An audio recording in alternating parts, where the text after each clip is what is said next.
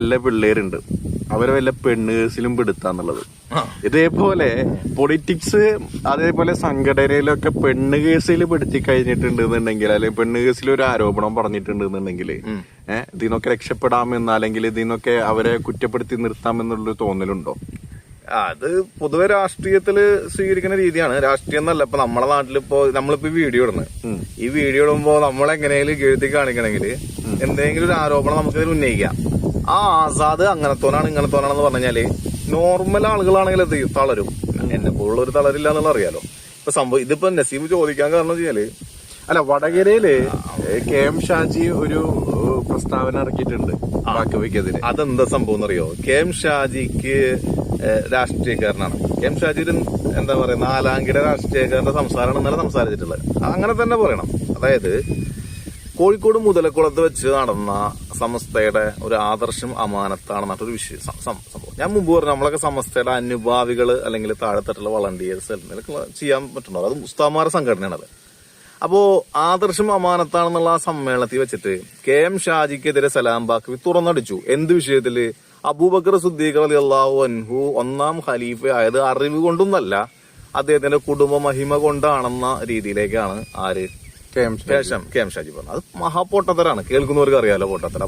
അത് അതിനെ ആര് സലാം ബാക്കവി അതിനെ തിരുത്തി കൊടുത്തപ്പോ, പക്ഷെ അത് പൊട്ടത്തരാണെന്ന് കുറെ ആൾക്കാർ മനസ്സിലാക്കുന്നില്ലല്ലോ. ഇസ്ലാമിന്റെ ഇങ്ങനെയൊക്കെ സംസാരിച്ചു കഴിഞ്ഞാൽ യുക്തിവാദത്തിലേക്ക് ആളുകൾ പോകും. ഇസ്ലാമിലെ പ്രവാചകന് എങ്ങനെ പ്രവാചകനാവുക എന്നൊക്കെ ചോദിച്ചു കഴിഞ്ഞാല് ഖലീഫ ആവുക, അല്ലെങ്കിൽ അതൊക്കെ ഈ ചോദ്യങ്ങളൊക്കെ ഷാജി ഉയർത്തുന്ന ചോദ്യങ്ങളൊക്കെ ഷാജി ഇങ്ങനെ യുക്തിപരമായി ചിന്തിക്കുന്നതുകൊണ്ടാണ്. ഈ അങ്ങനെ ആവശ്യമില്ലാതെ ചിന്തിക്കാതിരിക്കല നല്ല. ഇസ്ലാമിലെ കാര്യങ്ങൾ ഇസ്ലാമിക പണ്ഡിതന്മാര് പഠിച്ചവര് പറയുമ്പോഴാണ് അതിനെന്തുണ്ടാവുള്ളൂ, ഉത്തരം ഉണ്ടാവുള്ളൂ. ഇപ്പൊ നമ്മളിരുന്നിട്ട് ഇസ്ലാമിലെ കാര്യങ്ങളെ പറയുമ്പോഴേ നമ്മളുടെ അറിവ് പരിമിതമാണ്, നമ്മൾ കേട്ടറിഞ്ഞ കാര്യങ്ങൾ. അപ്പൊ ഷാജി എവിടെ നിന്നൊക്കെ കേട്ടിട്ടുണ്ട്.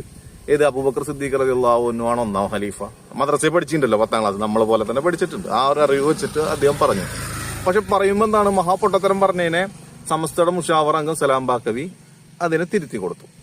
സലാം ബാക്കവി തിരുത്താൻ ധൈര്യം കാണിച്ചു, മറ്റു ചിലർക്കൊന്നും ചെയ്തില്ല, തിരുത്തിയിട്ടില്ല. അപ്പൊ സലാം ബാക്കവി അവിടെ പറഞ്ഞത് ഷാജി രാഷ്ട്രീയം പറഞ്ഞാൽ മതി എന്നാ. ഇപ്പൊ നമ്മളോട് ചിലർ പറയാം, നമ്മുടെ കമ്പനിയിലുള്ളവർ പറയാതെ, നിങ്ങൾ ആ യൂട്യൂബും പാടത്തിരുന്നിട്ട് നിങ്ങൾക്ക് പറ്റുന്ന മാത്രം പറഞ്ഞാൽ മതി, നിങ്ങൾക്ക് അറിവുള്ള കാര്യം നിങ്ങൾ അറിയാത്ത കാര്യം ഇതിനോടോ പറയണം എന്നൊക്കെ അവർ ചോദിക്കാറുണ്ടല്ലോ. ഇതേപോലെ ഷാജിയോട് പറഞ്ഞു, ഷാജി എന്ത് ചെയ്താൽ മതി, രാഷ്ട്രീയത്തിന്റെ കാര്യങ്ങൾ പറഞ്ഞാൽ മതി. പണ്ഡിതന്മാരെ വിഷയങ്ങൾ ആര് പറഞ്ഞോളൂ, ദീനിന്റെ കാര്യങ്ങൾ പണ്ഡിതന്മാർ പറഞ്ഞോളൂ എന്ന് പറഞ്ഞ രീതിയിൽ പറഞ്ഞത് ആർക്കും ഇഷ്ടമായില്ല, ഷാജിക്ക് ഇഷ്ടമായിട്ടില്ല. ഷാജി ഇന്നലെ നല്ല മറുപടി സലാം ബാക്കവി കൊടുത്തിട്ടുണ്ട്. കുന്നംകുളം ബാക്കവി എന്നാണ് ഇവര് വിളിക്കുന്നത്. അത് CIC-കാരുണ്ടല്ലോ, അത് ഭയങ്കര ടീമാണ് അവര് സലാം ബാക്കവിനെ കുന്നംകുളം ബാക്കവി എന്ന് വിളിക്കാൻ കാരണം അതിലൊരു പരിഹാസമുണ്ട്. കുന്നംകുളം എന്ന് വിളിക്കുന്നതുകൊണ്ട് പ്രശ്നമായിട്ടില്ല, അദ്ദേഹത്തിന്റെ വീട് വടക്കേക്കാടാണ്. അദ്ദേഹം കുന്നോളം ബാക്കവി എന്ന് വിളിക്കുന്നത് ഡ്യൂപ്ലിക്കേറ്റ് ബാക്കവി എന്നുള്ളൂ. അതങ്ങനെ യഥാർത്ഥത്തിലാണ്. അത് ഞാൻ പറഞ്ഞത് അതെന്താ പറയാ, അത് അടി കിട്ടാത്ത കുറവാണ്. കുന്നംകുളത്തേരെന്ന് അടി കിട്ടാത്ത കുറവാണ്. കുന്നംകുളത്തിന് എന്താ ഡ്യൂപ്ലിക്കേറ്റ് ആണ് എന്താ അർത്ഥം? അപ്പൊ സലാം ബാക്കവി വടക്കേക്കാട്ടുകാരനാണ്. ഈ വടക്കേക്കാട് തന്നെ ഗുരുവായൂർ നിയോജക മണ്ഡലം. ഷാജിക്കറിയും, ഷാജി അല്ലെ ഇവിടെ വന്ന് മത്സരിക്കാൻ വരികയാണെങ്കിൽ വടക്കേക്കാട് തന്നെ ഗുരുവായൂർ നിയോജക മണ്ഡലത്തിലെ ഒരു പ്രദേശമാണ്. വടക്കേക്കാടുള്ള പണ്ഡിതനാണ് സലാം ബാക്കവി. അപ്പൊ സലാം ബാക്കവിനെ പറയണത്, നിങ്ങൾക്ക് ഈ വഫിയ സംവിധാനത്തോടുള്ള ദേഷ്യം, നിങ്ങളൊരു വഫിയ പെൺകുട്ടിനെ കല്യാണം കഴിക്കാൻ ആലോചിച്ചു, അപ്പൊ അവർ കെട്ടിച്ചു കൊടുത്തില്ല.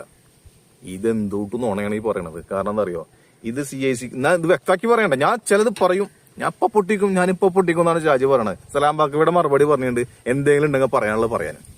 ഈ ഇപ്പൊ പൊട്ടിക്കും ഇപ്പൊ പറയുന്നല്ല, പറയാനുള്ളത് തുറന്നു പറയും. സലാം ബാക്കവി രാഷ്ട്രീയക്കാരൊന്നല്ലോ. ഒന്നാമത് ഷാജി കെ എം ഷാജി എന്തിനാ ഇക്കാര്യത്തിലൊക്കെ ഇടപെടുന്നത്? ഞാൻ പറഞ്ഞല്ലോ, ഇതിപ്പോ നിലവാരമല്ല, നമ്മൾക്ക് പലതും പറയാം. ഒരു നിലവാരമില്ലാത്ത ചർച്ചയായിട്ട് മാറുന്നു അയാളത് ചില സമയത്ത്. അദ്ദേഹത്തിന് നിലവാരം ഈ മുസ്ലിം ലീഗുകാരുണ്ടാക്കി കൊടുക്കുന്ന നിലവാരമല്ലാതെ അതിന്റെ അപ്പുറത്തേക്ക് നിലവാരമൊന്നുമില്ല. മുസ്ലിം യൂത്ത് ലീഗിന്റെ സംസ്ഥാന പ്രസിഡന്റോ സെക്രട്ടറി എന്തൊക്കെ ആയിട്ടുണ്ട്, അത് ആ രീതിയിൽ വന്നു. പക്ഷെ എന്താ സംഭവം, വൈകാരികമായിട്ടൊക്കെ സംസാരിക്കണേ. വൈകാരികമായി സംസാരിക്കുമ്പോൾ ഇപ്പൊ സലാം ബാക്കവിക്കെതിരെ സംസാരിച്ച വിഷയം നാളെ അദ്ദേഹത്തിനെതിരെ ഇപ്പൊ സാദിഖ് അലി ശിഹാബ് എന്തെങ്കിലും പറഞ്ഞാൽ തങ്ങൾക്കെതിരെ അദ്ദേഹം പറയും. ഈ രീതിയിൽ പറയും, അല്ലെങ്കിൽ തെളിവ് കൊണ്ടുവരട്ടെ. ഈ CIC-യിലുള്ള ഒരു അതിന് വലിയ നുണ എന്താ അറിയോ? വലിയ നുണ പറഞ്ഞാല് വഫിയ സംവിധാനത്തിൽ പഠിക്കുന്ന പെൺകുട്ടികൾ വിവാഹം ചെയ്യാൻ പാടില്ല എന്നാണ് ആരുടെ റോൾ? ഈ CIC-കാരുടെ റോൾ. അതായത് ആ കോഴ്സ് കഴിയണ വരെ എന്ത് ചെയ്യാൻ പാടില്ല, കല്യാണം കഴിക്കണം. കോഴ്സ് അപ്പൊ അതിന്റെ ഇടയിൽ കല്യാണം കഴിച്ചാൽ ഇവർ അവിടുന്ന് ഡിസ്മിസ് ചെയ്യും. ഇത് സമസ്തയിൽ പരാതി വന്നു, ഇത് ചെയ്യാൻ പാടില്ല. നമ്മള് ഏതെങ്കിലും ഒരു ഭൗതിക കലാലയം, ഇപ്പൊ MES അല്ലെങ്കിൽ എയ്ഡഡ് കോളേജുകളോ അല്ലെങ്കിൽ ഇന്ത്യയിലെ ഏതെങ്കിലും കോളേജുകള് ഒരു പെൺകുട്ടിക്ക് വിവാഹം ചെയ്തതുകൊണ്ട് വിദ്യാഭ്യാസം നിഷേധിച്ചു എന്ന് പറഞ്ഞു കഴിഞ്ഞാല് അത് ഭയങ്കര പുകിലാവൂലേ, പ്രശ്നമാവൂലേ? അപ്പൊ ആ സമയത്താണ് ഈ തലയെക്കെട്ടും കെട്ടി ഉസ്താമാര് നടത്തുന്ന ഈ വഫിയ. എന്താണ് വഫിയയിൽ പഠിപ്പിക്കുന്നത് അറിയോ? ഒരു ഡിസ്റ്റൻസ് ഡിഗ്രി ഉണ്ടാവും, ഒരു പ്രൈവറ്റ് ഡിഗ്രി ഉണ്ടാവും, പ്ലസ് ഭൂരിഭാഗം പഠിക്കുന്ന ഇസ്ലാമിക വിഷയങ്ങളാണ്.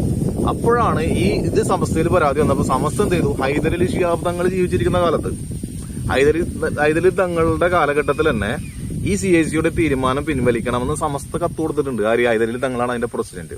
പക്ഷേ CIC-കാരെന്ന് പറഞ്ഞാൽ ഹക്കീം ഫൈസി ആദിശ്ശേരി കുറച്ച് അദ്ദേഹത്തിന്റെ ശിഷ്യന്മാർക്കൊന്നും ആ തീരുമാനം പിൻവലിക്കാൻ അവർക്ക് എന്ത് ചെയ്തില്ല, തോന്നിയില്ല. അവരുടെ ഇതാണ്. അപ്പൊ ഇപ്പൊ പറയണെന്നറിയോ, ഈ തീരുമാനം പിൻവലിക്കാനുള്ള കത്ത് കൊടുക്കാൻ കാരണം സലാം ബാക്കവിക്ക് ഒരു വഫിയ പെൺകുട്ടിനെ കെട്ടണമെന്നുണ്ടായിരുന്നു. അതും കളിയാക്കിയിട്ട് ഷാജി പറയണമെന്നറിയോ, മൂന്നാമത്തോ നാലാമത്തോ എന്നുള്ളത്. അത് വലിയ പ്രശ്നമുണ്ട്. അതൊക്കെ ഷാജി ഇങ്ങനെ പറഞ്ഞിട്ട് എന്ത് ചെയ്യും, വലിയ അല്ല. ഇത് ഷാജി എന്ന് പറയുന്ന ആള് ഒരിക്കലും ഒരു മതത്തില് മാത്രം ഉൾപ്പെട്ട ഒരാളല്ല. അയാളെ പ്രസംഗം കേൾക്കുന്ന ഒരുപാട് പേരുണ്ട്, ഒരുപാട് ഹിന്ദുക്കളുണ്ട്, അയാളെ പ്രസംഗം ഇഷ്ടപ്പെടുന്ന ആൾക്കാരുണ്ട്, മുസ്ലിമുകളുണ്ട്.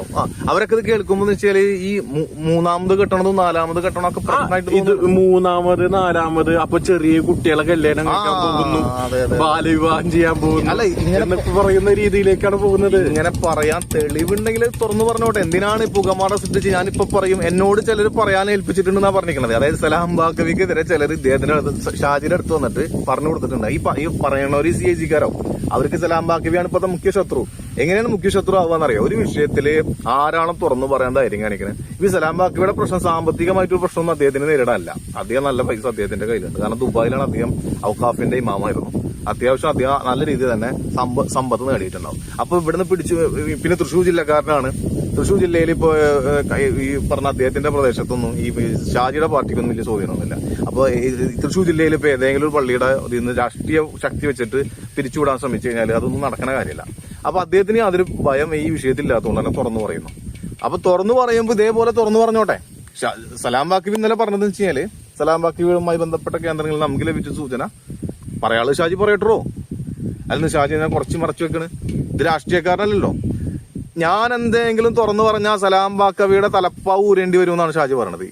എന്നാ പറയുന്നുണ്ട് തലപ്പാവ് അങ്ങനെയുള്ള ഒരു വ്യാജന്മാരാണ് ഉസ്താമാരെങ്കിൽ എന്തിനാണ് നമ്മളെ അംഗീകരിക്കേണ്ട കാര്യം? ഷാജി ഇരിക്കണ്ട, തുറന്നു പറയും. എന്താ വിഷയം എന്താന്ന് തുറന്നു പറയും. ഇത് കുന്നംകുളത്തുകാരനാണ്. കുന്നംകുളത്തെ ബാക്കി എന്ത് വയനാടിനെക്കാട്ടി വയനാട് പോലെ തന്നെ അല്ലേ ഷാജിയുടെ നാട്? അവിടെ വയനാടിനെക്കാട്ടി നല്ലതാണ്. എന്താ കുന്നംകുളം പ്രൊഡക്ഷൻ സെന്റർ ആണ്. എന്താ തൃശ്ശൂർ ജില്ലയിലെ കുന്നംകുളത്തിന് എന്താ പ്രശ്നം? വയനാടിന് എന്താ പ്രത്യേകത? ഇത് ഷാജിക്ക് എന്താ പ്രത്യേകത? ഈ അങ്ങനെ ഒരു കാണിക്കൊന്നും വേണ്ട. കുന്നംകുളം എത്ര കുന്നംകുളത്തുകാരുണ്ട് ഇവിടെ? കുന്നംകുളാണെന്ന് പറയണതിലൊന്നും കാര്യമൊന്നുമില്ല. അപ്പൊ എന്തേലൊക്കെ ഷാജി എന്ത് ചെയ്യട്ടെ, അങ്ങോട്ട് പുറത്തു വിടട്ടെ എന്നാണ് പറയാനുള്ളത്.